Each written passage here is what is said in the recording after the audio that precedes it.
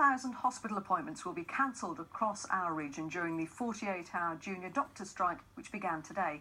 The unprecedented industrial action is over 7-day working and changes to payments for unsociable hours. But the NHS has managed to minimise disruption to surgery, with fewer than 200 patients having their operations cancelled. Our health correspondent, Michele Paduano, reports. It's an emergency for the NHS. That's the claim from junior doctors outside their hospital in Dudley today. Despite the relentless rain, they said there were more on the picket line than ever before. Conditions that we're going to have to work and the hours that we're going to have to work will be a lot worse. So I think it's looking at the long-term picture. We're here today because we want to be part of the NHS of the future. This contract will break the back of the NHS. And the public is still with them. A Murray poll showed 65% supported the doctors. In Dudley, 282 appointments have been cancelled, but as elsewhere, operations have been protected. The Doctors' Union, the BMA, has a bit of a dilemma. The public supports the junior doctors, but only when they're not having a major impact on services. Only one operation has been cancelled here over 2 days. So is there a danger this dispute could turn into a damp squib? Can I have some help, please?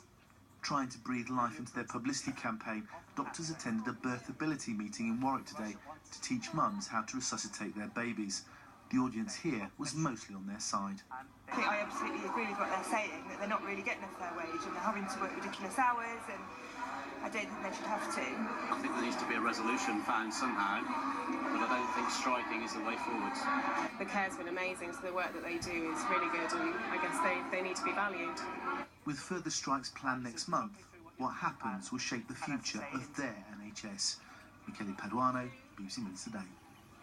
Well, Karen Lumley is Conservative MP for Redditch, who also works within the Department for Health.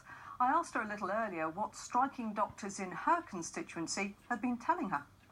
The doctors in my constituency have been telling me that they want premium pay on a Saturday. It started by them telling me that they were going to receive 30% to 40% less in their pay. That's not the case, and 75% of the doctors are actually getting more in their pay packet when this deal will be agreed and implemented in August. And doctors that we have spoken to say actually this isn't about finance, it's about resources. They're already stretched, they're already having to fill in gaps on rotas. If this contract is imposed, then they will be stretched even further. We're recruiting 5,000 new doctors, Mary, by 2020, so we can help. So Simon Stevens asked us at the general election for £8 billion more for the NHS. But that is 4 years away, isn't it? So what happens in the meantime? Those doctors, they have said if this is imposed upon them, some of them will leave the NHS and they'll leave the country, which makes you even shorter of junior doctors.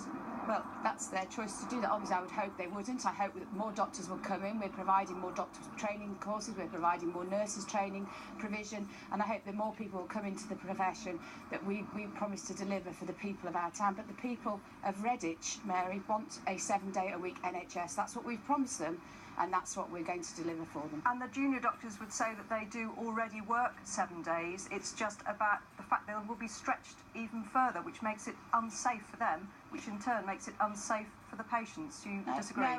No, I do disagree, because what we're saying to them is that they have to work 48 hours a week, which is a working time directive.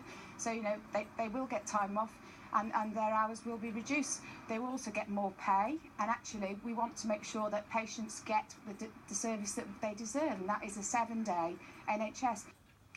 Karen Lumley, MP, talking to me a little earlier.